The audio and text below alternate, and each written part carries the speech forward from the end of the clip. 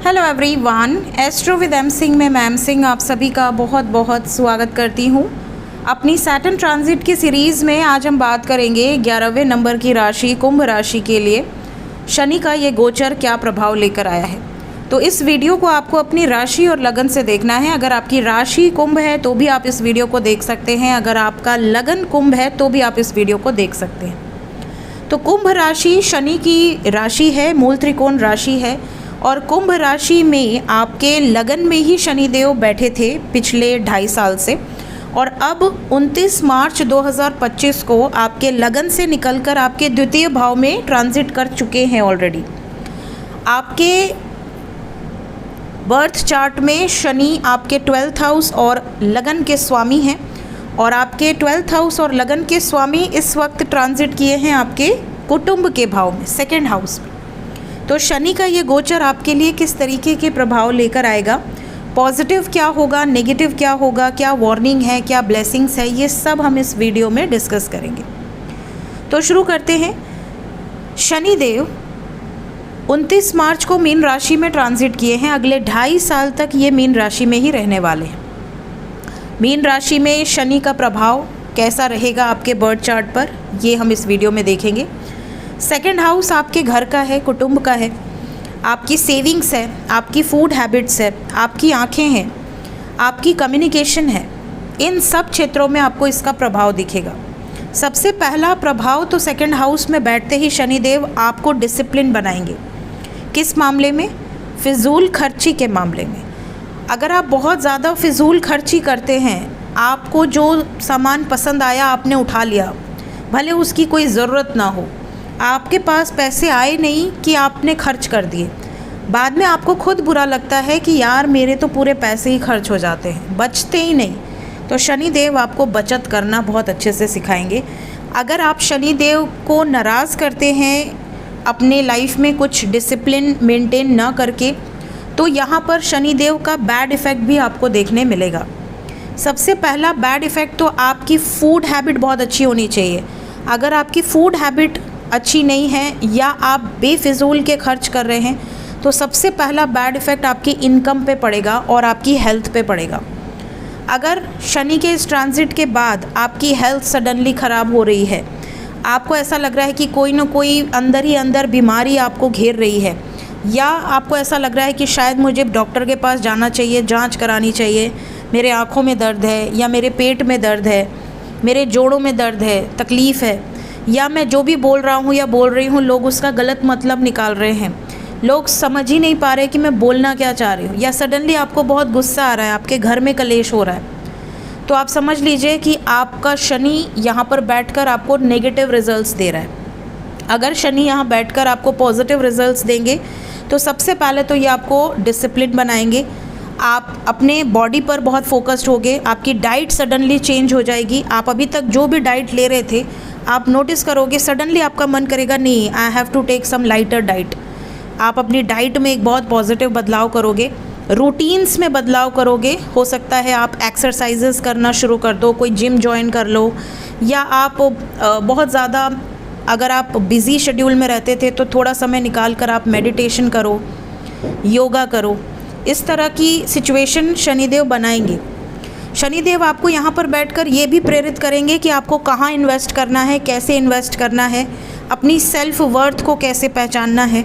Even अगर आपकी family में कोई लिटिगेशन का मामला चल रहा है, कोर्ट कचहरी का मामला चल रहा है, उसको भी शनिदेव सॉर्ट आउट करेंगे अगले 2.5 सालों के अंदर। इस टाइम पीरियड में अगर शनि के नेगेटिव प्रभाव आपको देखने मिलते हैं तो सबसे पहले तो फिनेंशियल एक्सपेंसेस को लेकर आप बहुत ज़्यादा परेशान हो जाओगे।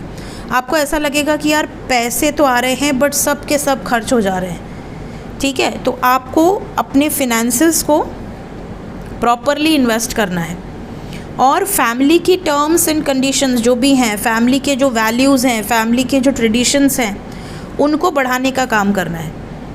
ठीक है, तो आपकी जो फैमिली लीनियज है उसको लेकर आपको चलने की ज़रूरत है, क्योंकि शनि थोड़े मेच्योर प्लैनेट हैं, उनकी सोच थोड़ी पुरानी है। इस टाइम पीरियड में आप देखोगे आपको पुराने गाने बहुत अट्रैक्ट करने लगेंगे, आपको पुरानी फूड बहुत अट्रैक्ट करेंगे। जैसे पुराने ज़माने में लोग चना गुड़ खाते थे, या रोटी घी गुड़ खाते थे, या रोटी में सौंठ डालकर, नमक डालकर खाते थे सरसों के तेल में। तो कई बार आपको ऐसा लगेगा ना कि यार मेरी दादी ये डिश बनाती थी, कि प्लीज़ कोई बना दो मेरे लिए, या मेरी नानी के हाथ के ये मुझे बहुत याद आ रहे हैं, मम्मी तुम ये बना दो।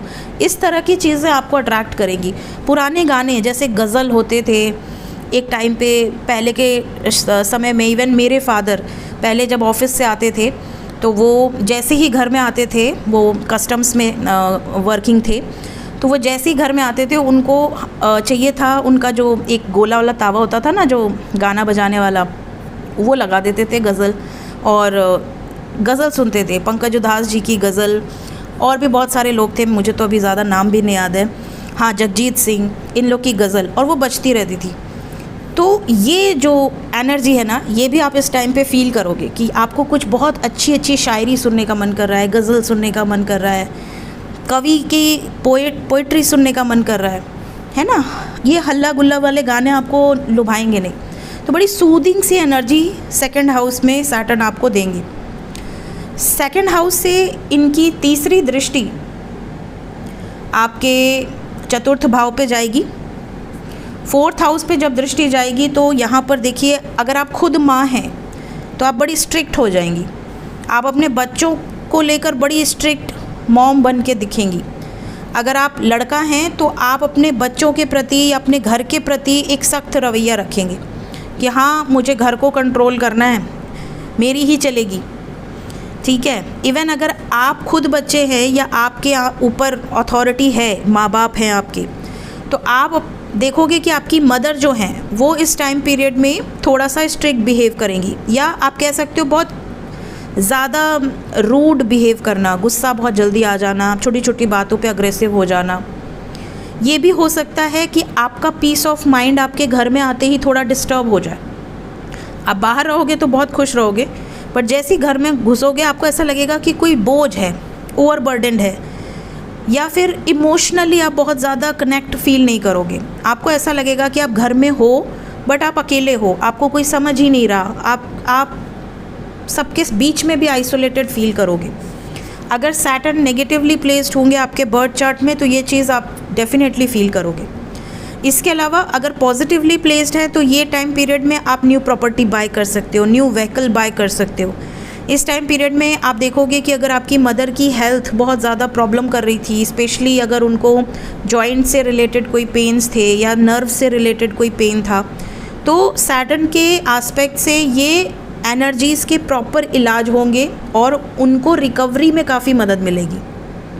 साथ ही साथ इस टाइम पे ये भी पॉसिबिलिटी है कि आप मई तक तो शनि के साथ राहु भी बैठे हैं, लेकिन आफ्टर मई आप कोई प्रॉपर्टी बाय करो या कोई इन्वेस्टमेंट करो तो आपके लिए शुभ है।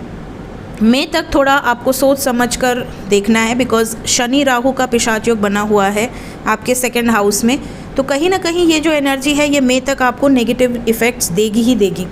आफ्टर मई आपको पॉजिटिव इफ़ेक्ट्स देखने मिलेंगे। बात करें सप्तम दृष्टि की, तो सातवीं दृष्टि आपके अष्टम भाव पे जा रही है, 8th हाउस, जो कि चैलेंजेस का हाउस है, ट्रांसफॉर्मेशन का हाउस है, हेल्थ, मैरिड लाइफ, आपकी रिसर्च, आपको किस चीज़ में इंटरेस्ट है।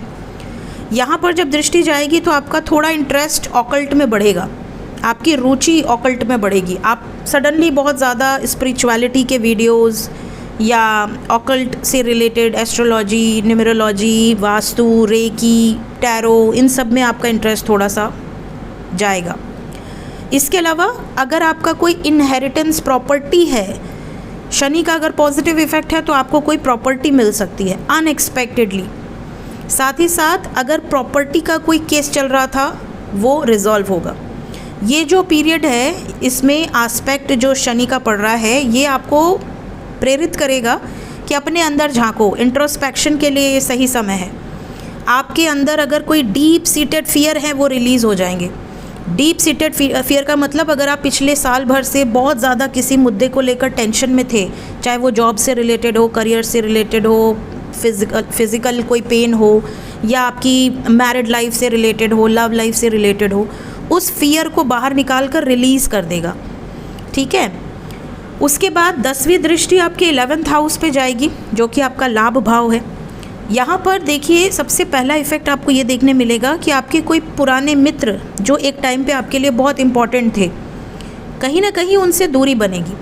जो सच में आपके मित्र होंगे वही आपके साथ होंगे, और जो सोशल सर्कल आपका वेस्ट है, जो सिर्फ टाइम पास कर रहे थे बट आपके दुख में कभी आपको सपोर्ट नहीं करेंगे, ऐसे लोगों को शनिदेव फेक फ्रेंडशिप्स को, फेक नेटवर्क को रिलीज़ कर देते हैं। जो सच में आपका होगा वही टिकेगा इस 2.5 साल में। साथ ही साथ अगर आपकी कोई डिज़ायर्स रही हैं, कोई विशेज़ रही हैं कि आपको कहीं दर्शन करने जाना है, आपको अच्छा कमाना है, आपको अच्छा घर लेना है, आपको अच्छी गाड़ी लेनी है, तो यहाँ पर देर से सही बट शनि आपके डिज़ायर्स को भी फुलफ़िल करेंगे। क्योंकि अगर देने पे आ जाएं तो शनि जैसा कोई नहीं देता। सबसे ज़्यादा धन भी शनि ही देते हैं और सबसे ज़्यादा रोना भी शनि ही रुलाते हैं। डिपेंड करता है कि आपके कर्म कैसे हैं। लाभ भाव में शनि की दृष्टि आपके लिए देर से बट शुभ होगी। साथ ही साथ आपके बड़े भाई बहनों की लाइफ में भी आपको कुछ न कुछ बदलाव देखने मिलेंगे। मेजर ट्रांजिशन, ये ट्रांजिशन पॉजिटिव होंगे या नेगेटिव होंगे ये आपके पर्सनल बर्थ चार्ट पे डिपेंड करेगा, लेकिन काफ़ी हद तक आपको ये ज़रूर देखने मिलेगा कि अगर पॉजिटिव परिणाम होंगे तो आपके बड़े भाई बहन विदेश जा सकते हैं या अच्छी कंपनी में उनकी नौकरी लग सकती है। अगर ऑलरेडी अच्छी कंपनी में है तो उनका ग्रोथ हो सकता है, नई गाड़ी ले लेना, नया घर ले लेना, प्रॉपर्टी बना लेना, ठीक है। अगर नेगेटिव परिणाम होंगे तो इसके ऑपोजिट रिजल्ट्स आपको देखने मिलेंगे। नौकरी चली जाए, तबीयत ख़राब हो जाए, घाटा हो जाए, लॉस हो जाए, कर्ज चढ़ जाए, तो आपको समझ जाना है कि शनि के नेगेटिव प्रभाव हैं। अगर शनि के नेगेटिव प्रभाव आपको देखने मिलते हैं तो गरीबों में, अनप्रिविलेज्ड लोगों में दान करें, खाना दान करें, कपड़े दान करें। जो वृद्धाश्रम है या कुष्ठ रोगियों का आश्रम है या अंधे लोगों का आश्रम है, वहाँ पर जाकर थोड़ा टाइम स्पेंड करें उनके साथ, उनको कुछ मदद कर सकें, तो ये आपके लिए सबसे बढ़िया रेमेडी है, ठीक है।